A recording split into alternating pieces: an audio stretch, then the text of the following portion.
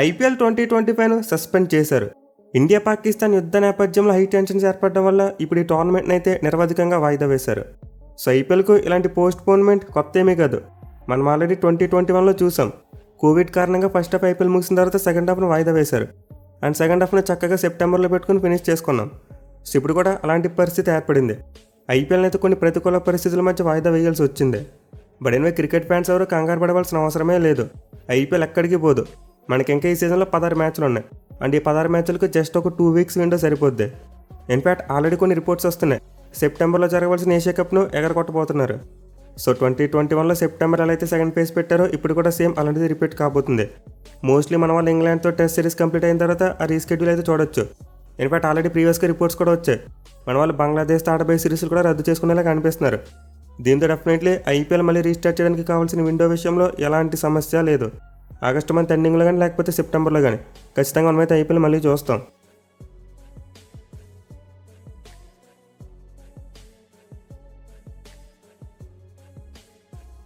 But anyway మన వాళ్ళు ఇప్పుడు ఐపీఎల్ 2025ని సస్పెండ్ చేయడం వల్ల ఖచ్చితంగా నష్టమైతే ఉంది. ఎస్పెషల్లీ రెవెన్యూ పరంగా చూసుకుంటే ఖచ్చితంగా మనకైతే నష్టం వస్తుంది. బట్ మనకి ప్రజెంట్ ఉన్న సిచ్యువేషన్లో చూసుకుంటే ప్లేయర్స్ యొక్క సేఫ్టీ ఇంపార్టెంట్, అలాగే కంట్రీ యొక్క సెంటిమెంట్ ముఖ్యం. ఇప్పుడు అందరూ కూడా ఈ వార్ మూడ్లో ఉన్నారు. దీంతో ఇలాంటి టైంలో మనకి ఎంటర్టైన్మెంట్ అవసరం లేదు. సో యాక్చువల్లీ మనం మార్నింగ్ వీడియోలో చెప్పుకున్నాం, ఆ పాకిస్తాన్ సన్నాసులకి మన ఇండియన్ ఆర్మీతో తలపడే సత్తా లేదు. నైట్ అంతా కష్టపడి బోల్డ్ మిసైల్స్ పంపారు. బట్ మన S-400 ఎయిర్ డిఫెన్స్ సిస్టమ్ ఏదైతే ఉందో ఒక్కదాన్ని కూడా గ్రౌండ్ మీదకి రావలేదు. అన్నింటినీ గాల్లోనే బూట్ చేసి పడేసింది. సో యాక్చువల్లీ పాకిస్తాన్ ఆర్మీ మనతో ఫేస్ టు ఫేస్ యుద్ధం చేయలేక సివిలియన్స్ని టార్గెట్ చేస్తున్నారు. అండ్ ఇందులో భాగంగానే ప్రికాషనరీగా మాత్రమే ఐపీఎల్ని పోస్ట్ పోన్ చేశారు. అంతేగాని పాకిస్తాన్కి భయపడిపోయో లేకపోతే ఇంకేంటో కాదు. ఇన్ఫ్యాక్ట్ ఇంకా క్లియర్గా చెప్పాలంటే మన ప్లేయర్ సేఫ్టీ కంటే అతిథుల సేఫ్టీ మనకి ఇంపార్టెంట్. అంటే ఫారెన్ ప్లేయర్స్ ఎవరైతే ఉన్నారో వాళ్ళు కొంతవరకు భయపడుతూ ఉంటారు. సో మన ప్లేయర్స్ కంటే పెద్దగా భయం ఉండకపోవచ్చు, ఎందుకంటే మన వాళ్ళకి ఇండియన్ ఆర్మీ గురించి తెలుసు. అండ్ మనమంతా మన ఇండియన్ ఆర్మీని బలంగా నమ్ముతున్నాం. బట్ ఫారెన్ ప్లేయర్స్కి అలా ఉండదు కదా, డెఫినెట్లీ ఎంతో కొంత భయం ఉంటుంది. దీంతో వాళ్ళ సేఫ్టీని దృష్టిలో పెట్టుకుని ఖచ్చితంగా ఐపీఎల్ని పోస్ట్ పోన్ చేయాలి.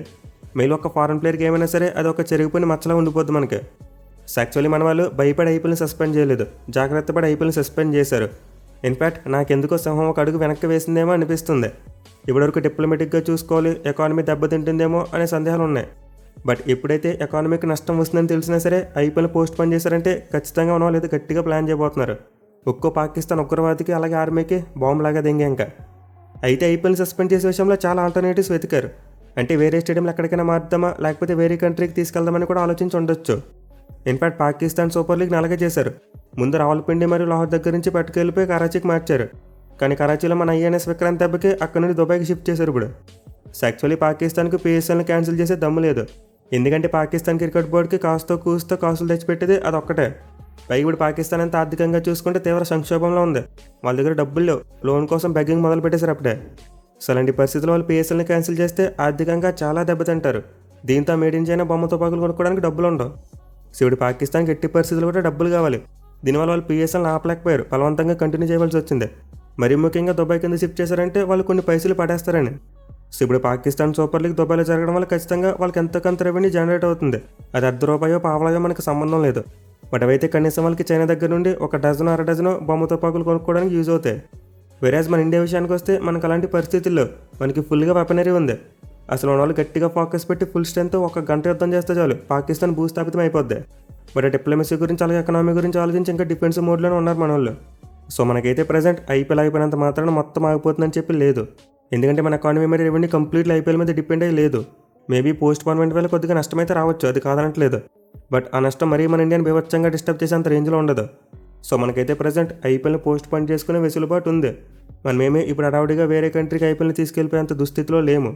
చక్కగా ఇప్పుడు ఐపీఎల్ని పోస్ట్ పోన్ చేసుకుని యుద్ధం చేసి తర్వాత మనం పెట్టుకోవచ్చు. ఇన్ఫ్యాక్ట్ ఇప్పుడు ICC చైర్మన్ కూడా మన ఇండియానే. సో మనం ఆగస్ట్ మరియు సెప్టెంబర్లో మిగతా మ్యాచ్లు పెట్టుకున్న ఆ టైంలో ఫారెన్ ప్లేయర్స్ అవైలబిలిటీ విషయంలో కూడా మనకి పెద్దగా లోటు ఏమీ ఉండదు. ఖచ్చితంగా ICCతో పాటు మిగతా బోర్డ్స్ అన్ని కూడా ప్లేయర్స్ని పంపుతారు. కానీ PSL విషయానికి వస్తే అలా కాదు కదా, ఇప్పుడు కాకపోతే నెక్స్ట్ ఎవడో రాడు దేకడానికి అక్కడికి.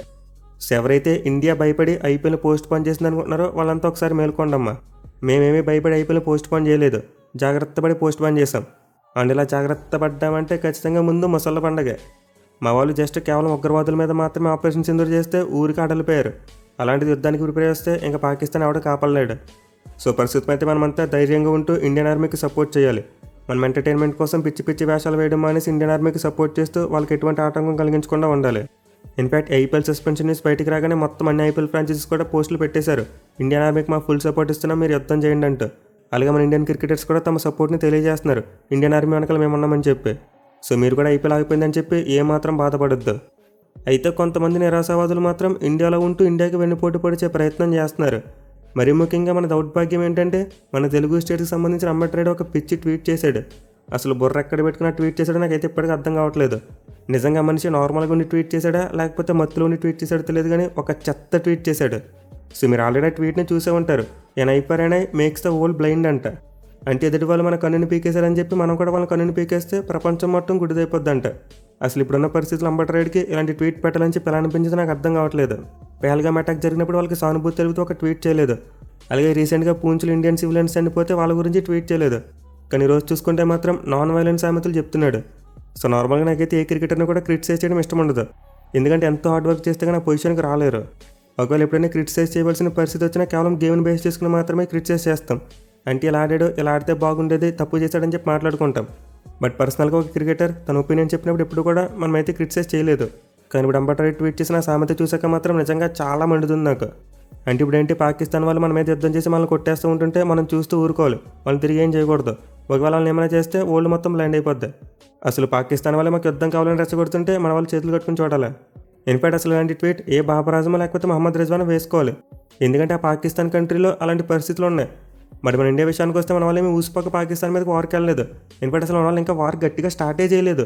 జస్ట్ పాకిస్తాన్ వాళ్ళు చేసిన అటాక్స్ని న్యూట్రలైజ్ చేస్తున్నారంటే డిఫెన్స్ సిస్టమ్ యూజ్ చేసి.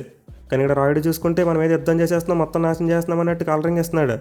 సో ఎవరైతే ప్రజెంట్ మాకు నాన్ వైలెన్స్ కావాలి, మాకు వార్ వద్దు అంటున్నారో మీరంతా ఒక పని చేయండి, ఇండియన్ ఆర్మీ వెనక్కి వచ్చేస్తారు, మీరు ఇలా బార్డర్ దగ్గర ఉంచండి, పాకిస్తాన్ వాళ్ళతో మాట్లాడండి, మీరు వార్ చేయకండి, మీరు ఇంటికి వెళ్ళిపోండి అని చెప్పండి.